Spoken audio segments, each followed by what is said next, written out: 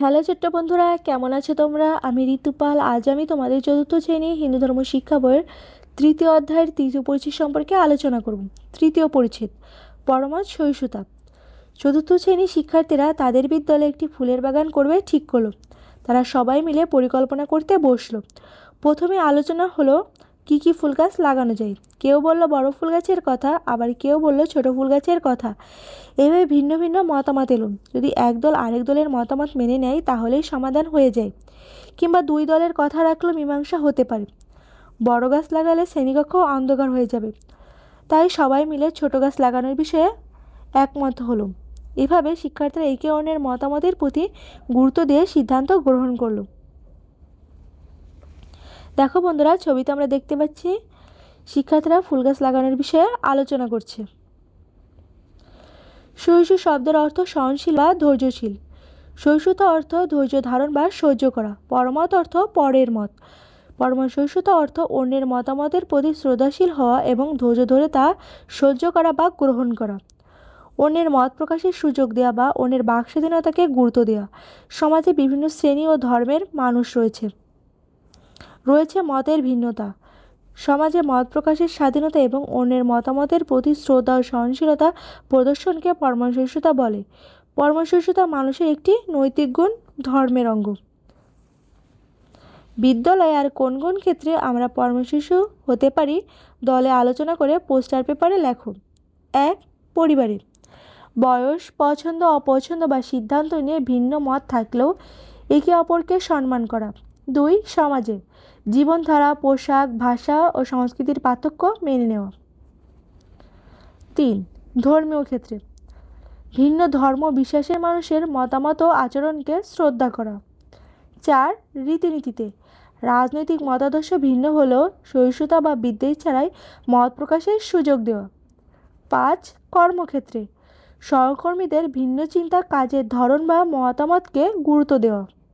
আমরা পরিবারে বসবাস করি, এখানে একজন অন্যজনের মতের গুরুত্ব দিতে হয়, তা না হলে সংসারে ঝগড়া বিবাদ লেগে থাকে। কেবল নিজের মতকে বড় করে দেখলে হবে না, অন্যের মতকেও গুরুত্ব দিতে হবে। আমরা যেমন আমাদের ধর্মে বিশ্বাস করি, তেমনি অন্য ধর্মের প্রতিও শ্রদ্ধা প্রদর্শন করি। ভিন্ন ধর্মের আলাদা রীতিনীতি, আচার আচরণ ও পদ্ধতি রয়েছে, কিন্তু সমাজে আমরা একসাথে বসবাস করি, নিজ নিজ ধর্ম পালন করি। আমাদের ধর্মে মানুষের কল্যাণের কথা বলা হয়েছে, অন্য ধর্মের মানুষেরও কল্যাণের কথা বলা হয়েছে।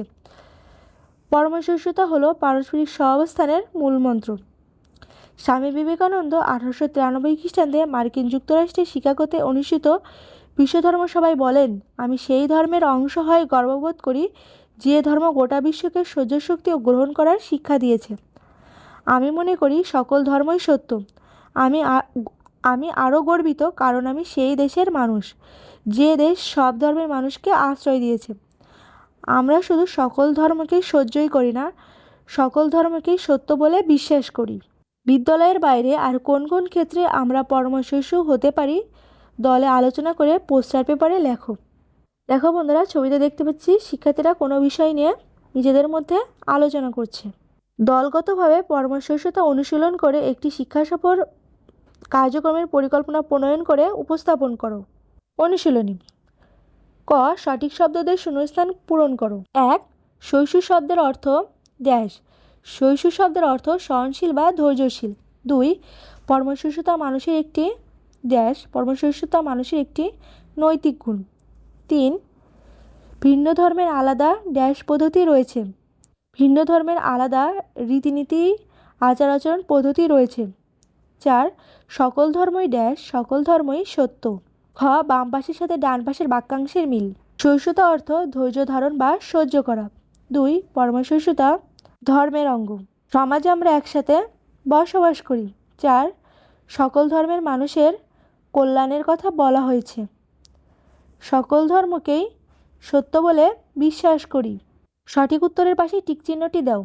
1. শিক্ষার্থীরা অন্যের মতামতের প্রতি গুরুত্ব দিয়ে ক. বিরোধ প্রকাশ করে, খ. পরমসহিষ্ণুতা প্রকাশ করে, গ. সিদ্ধান্ত গ্রহণ করে, ঘ. অমত প্রকাশ করে। সঠিক উত্তরটি হবে গ. সিদ্ধান্ত গ্রহণ করে। 2. সহিষ্ণু শব্দের অর্থ ক. উপদেশ, খ. সদাচার, গ. মননশীল, ঘ সহনশীল। সঠিক উত্তরটি হবে ঘ সহনশীল। 3 সমাজে আমরা বসবাস করি।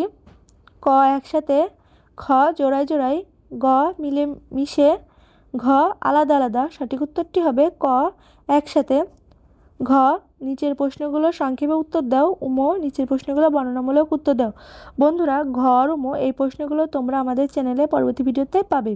আজকে আমাদের ভিডিওটি এই পর্যন্তই। ভিডিওটি ভালো লাগলে চ্যানেলটি সাবস্ক্রাইব করতে পারো। আমাদের চ্যানেলে পরবর্তী ভিডিওতে পরবর্তী অনুচ্ছেদ ও অধ্যায়গুলো আলোচনা করা হবে। ধন্যবাদ সবাইকে।